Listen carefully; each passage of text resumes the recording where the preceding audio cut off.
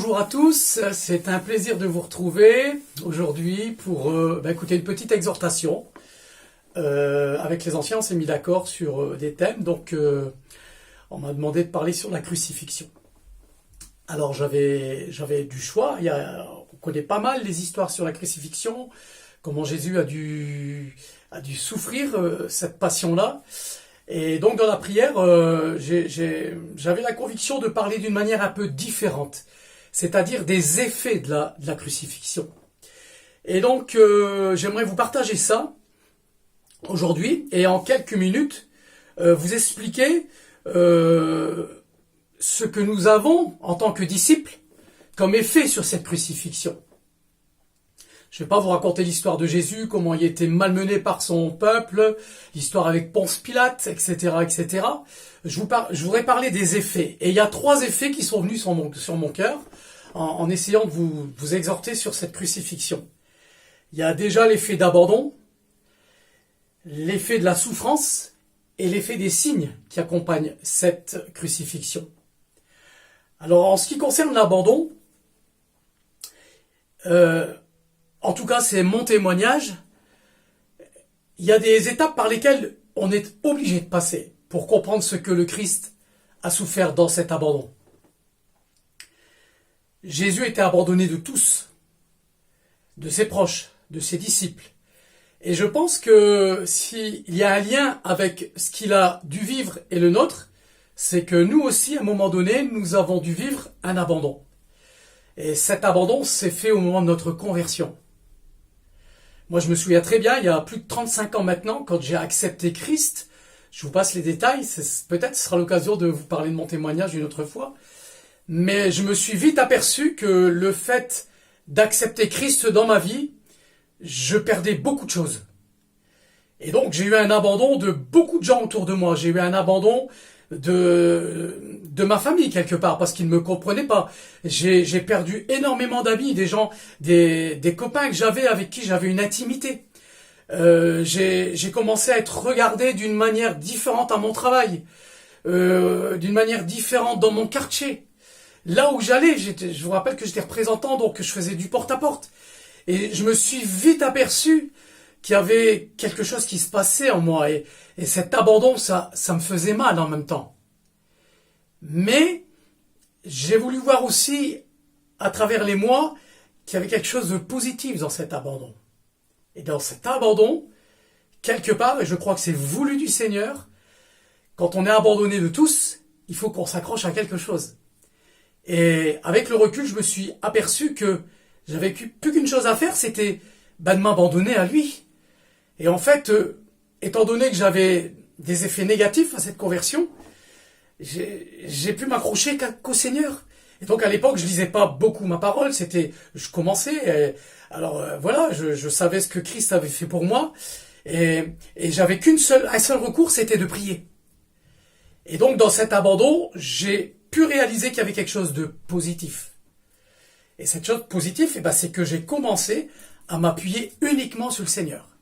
Et à partir de là, dans mon esprit, à l'époque, j'avais reçu achète une Bible, va à la Fnac, achète un Nouveau Testament et lis-le. Et c'est ce que j'ai fait pendant des semaines et des semaines. Et plus je lisais, et plus je m'apercevais qu'il se passait des choses en moi.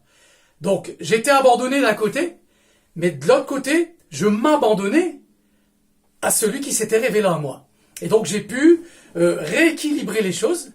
Et donc, j'ai vu un effet, quelque part, d'être crucifié, parce que j'ai été identifié à la crucifixion de Jésus-Christ, et je me suis vite aperçu qu'il y avait un effet. Donc, il y avait l'effet positif, et il y avait l'effet négatif. Ensuite, il y a eu la souffrance. Quand je parle de souffrance, aujourd'hui encore, Jésus-Christ l'a dit lui-même, celui qui veut vivre pieusement en moi va être persécuté. Alors vous allez me dire, mais si on est en France, la persécution elle est peut-être pas comme dans les pays du tiers-monde, en Inde, dans les pays arabes, etc. Mais il y a une forme de persécution.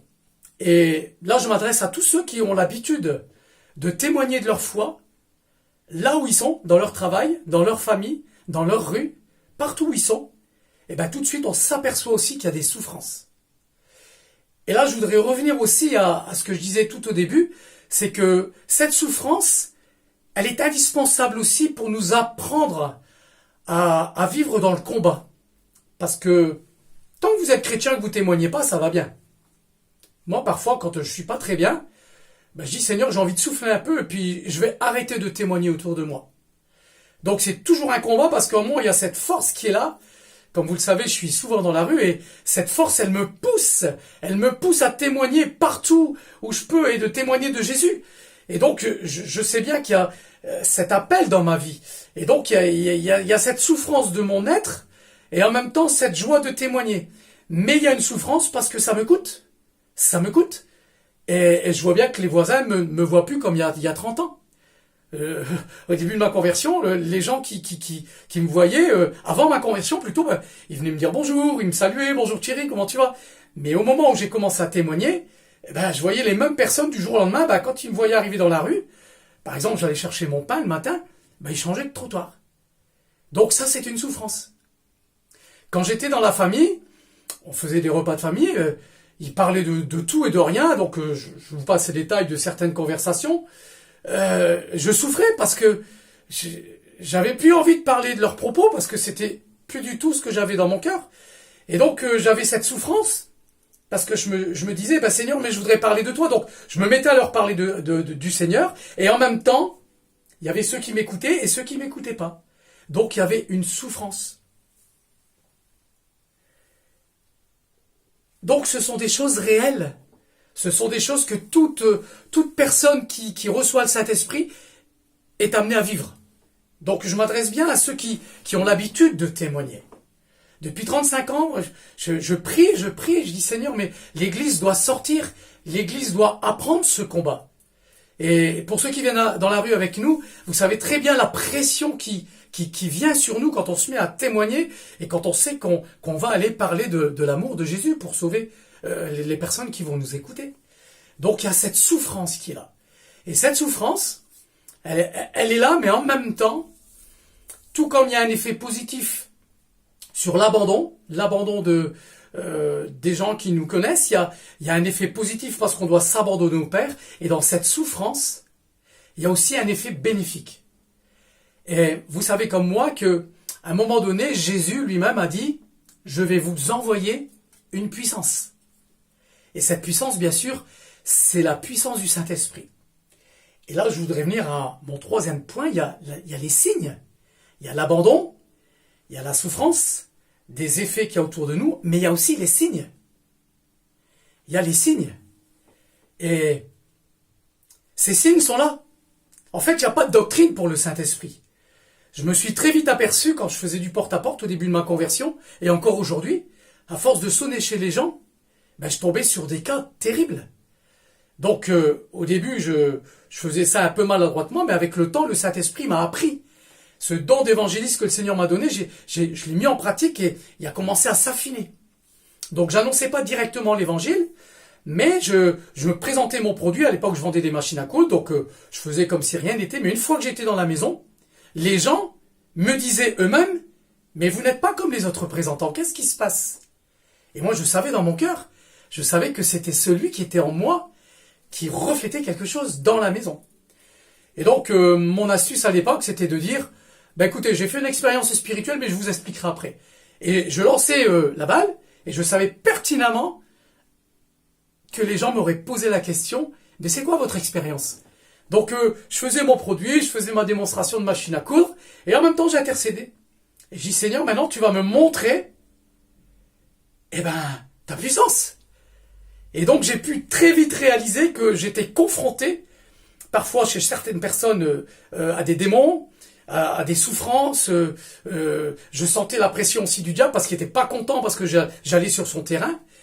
Et donc là, à un moment donné, je vous passe les détails, je faisais ma démonstration et les gens, ils me posaient la question, mais c'est quoi en fait votre expérience? Et donc je pouvais me permettre de le faire parce qu'il y avait un contact qui était établi avec la personne.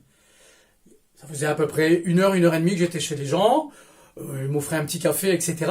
Et là, voilà, le décor était mis en place. Et là, je pouvais témoigner.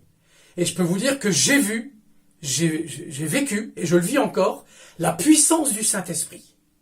La puissance de cet effet d'avoir accepté Christ, de m'être abandonné au Père, d'accepter les souffrances qui sont les conséquences normales d'un chrétien qui vit de nouveau. Et en même temps, j'ai pu voir cette puissance qui était à l'action dans ma vie. Et ce sera l'occasion aussi peut-être d'une autre vidéo de vous raconter, j'ai vécu, j'ai passé des nuits à chasser des démons. Encore aujourd'hui, j'ai des gens qui m'appellent. Et donc, à travers tout ça, je vous rappelle que je lisais énormément les évangiles. Et j'ai vu que cette parole, elle était très puissante et qu'elle était, je veux dire, très très efficace. Et donc, ce sont des choses que nous devons vivre en tant qu'Église. Et là, je reviens au contexte de Jésus. Jésus a vécu cette puissance. Jésus a vécu cette chose-là.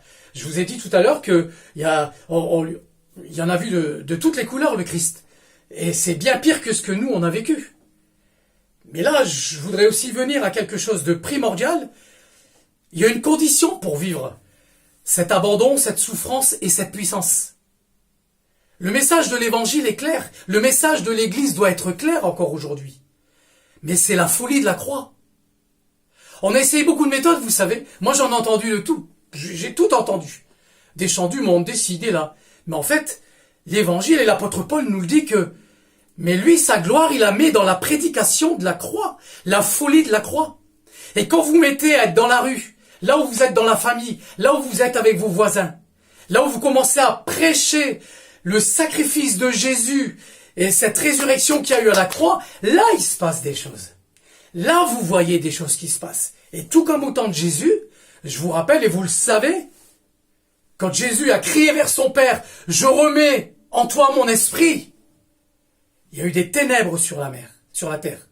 Il y a eu des ténèbres partout sur la terre pendant plusieurs heures. Il y a la terre qui s'est fendue, il y a eu des tremblements de terre, il y a des sépulcres qui se sont ouverts, il y a des saints qui sont revenus à la vie, qui ont ressuscité, qui sont allés témoigner.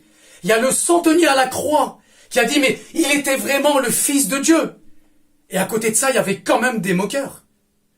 Il y a celui qui était à la gauche de Jésus, je pense, qui était à côté de lui en train d'être crucifié, qui a dit, ben, si t'es le Fils de Dieu, descends de la croix. Mais à sa droite, il y en avait un autre qui a dit, mais nous, on mérite d'être là. Jésus, souviens-toi de moi quand tu reviendras. Et Jésus, tout de suite, il lui a dit, mais aujourd'hui même, tu seras avec moi dans le paradis. Et voyez, il y a eu l'effet de la croix. Et encore aujourd'hui, cet effet-là, moi, je le constate tous les jours. Tous les jours, je vais dans la rue. Tous les jours, il y a les moqueurs. Mais on apprend à être fort. On apprend à savoir d'où vient cette moquerie. On apprend à combattre avec les armes que le Saint-Esprit nous a données. Mais derrière ça, nous on a vécu des choses extraordinaires avec Josine, avec d'autres, avec Serge. On a vécu des conversions. On a vécu des gens qui se convertissaient, qui 2-3 jours après étaient décédés. On a vécu des guérisons. Donc on a vu cet effet. Et je vais vous parler d'un petit témoignage. Il y a quelque temps, j'ai eu pas mal de soucis avec mon voisinage, et notamment les proches. Et à un moment donné, je priais pour un voisin, et le Seigneur m'a dit, va le voir. Va t'excuser un petit peu comment tu lui as parlé. Donc c'était pas facile pour moi, parce que ça me remettait en question aussi au niveau du témoignage. Mais je l'ai fait, j'ai obéi au Saint-Esprit. Et je suis allé le voir dans son jardin. Et j'ai dit, voilà monsieur, écoutez, j'étais en train de prier, le Seigneur m'a demandé de vous demander pardon, de la manière dont je vous ai témoigné. Même s'il y a une vérité, je voudrais vraiment vous demander pardon. Et excusez-moi. Donc j'ai attendu quelques secondes et je l'ai vu qu'il était un peu interpellé. Et en même temps, je me suis dit, mais Seigneur, je vais quand même pas rester comme ça. Vous savez, quand le Saint-Esprit vous met du zèle, vous le savez, ça déménage et on a beaucoup d'audace. Et donc, je suis retourné vers lui, il est en train de faire son potager. Mais j'ai écouté, monsieur. Vous n'allez pas me dire qu'avec le témoignage que je vous ai apporté, vous n'avez pas eu d'effet? Et là, il m'a regardé droit dans les yeux. Mais il m'a dit comme ça, textuellement, mais il m'a dit, vous avez bouleversé ma famille. Ce sont des catholiques. Vous avez bouleversé ma famille. On ne sait plus où on en est. Et je peux vous dire que cet homme aujourd'hui est décédé, mais j'ai vu sa conversion. Je ne l'ai pas vu comme nous, on voudrait le voir dans nos églises, mais j'ai vu son regard changer sur moi. J'ai vu sa façon de me parler différente. Et j'ai vu la puissance de la croix. J'ai vu la puissance de la croix. Et aujourd'hui encore, nous avons cette puissance, parce que le Saint-Esprit est en nous. On va avec la faiblesse qu'on a, mais la force qui est en nous, elle surpasse tout ça. Et je voudrais vous encourager, parce que à travers son confinement aujourd'hui, on est un peu comme les disciples à l'époque. Quand Jésus a commencé à être accusé, ils ont dû se mettre à part, ils avaient peur des Juifs. Nous, peut-être aujourd'hui, on se dit, mais on commence peut-être à craindre, on se pose des questions. Mais Jésus est venu, il est apparu à ses disciples. Et avant ça, il a prophétisé sur toutes choses. Cette dame qui a versé du parfum pour lui, elle prophétisait sa mort. Ces os qui n'ont pas été brisés, il avait annoncé, les prophètes l'ont annoncé à l'avance. Et Jésus avait prévenu ses disciples. Et encore aujourd'hui, il y a un texte qui nous parle dans Luc 21, quels vont être les signes pour la fin des temps. Je vais pas m'attarder là-dessus ce soir, mais je vous encourage à lire le chapitre Luc 21. Tout est écrit. Jésus nous a dit exactement ce qui allait se passer. Mais il nous dit aussi, soyez en paix et allez, parce que c'est encore le temps de la moisson. C'est encore le temps de vivre les choses puissantes du Saint-Esprit. Et je voudrais, à travers cette exhortation, vous encourager et dire, je lève la tête, je ne me laisserai pas avoir par tout ce qu'on entend même sur les églises évangéliques. C'est faux, on sait d'où ça vient. Et notre puissance, ça va être l'amour qu'on va aller porter aux gens, l'amour qu'on a les uns pour les autres, et continuer à prêcher cet évangile. Et le Saint-Esprit va nous parler. Il y a un texte dans Luc 21 et 22, Jésus nous dit même que ne vous inquiétez pas si on vous accuse. De même de ce que vous aurez à dire, parce que je vais vous donner des paroles avec une telle sagesse, qui vont être étonnés. Ils n'auront rien à vous dire. Donc voilà, j'en ai terminé. J'espère que ça vous a fait du bien, que ça vous a remué dans l'homme intérieur. Et l'apôtre Paul nous dit l'essentiel, c'est d'être une nouvelle créature. Et la nouvelle créature, elle ne craint pas. Elle a appris à être sur le terrain. Elle a appris à combattre. Elle a appris à être dépendante de son Père. Et quoi qu'il arrive, si votre vie est en règle avec votre Seigneur, il n'y a rien qui peut vous atteindre. Rien du tout. Même si on vous accuse. Donc je vous encourage, ces temps-ci, à vous remettre devant le Seigneur et dire, Seigneur, s'il y a quelque chose qui pourrait nuire à ta gloire, montre-le-moi. Parce que je veux aller avec l'audace, avec l'assurance de tes promesses. Et je sais que nous sommes dans des temps difficiles. Mais je ne veux pas m'appuyer sur ce que j'entends aux informations, sur tout ce que j'entends autour de moi. Mais je m'appuie sur toi, sur ta parole et sur ta présence, Père.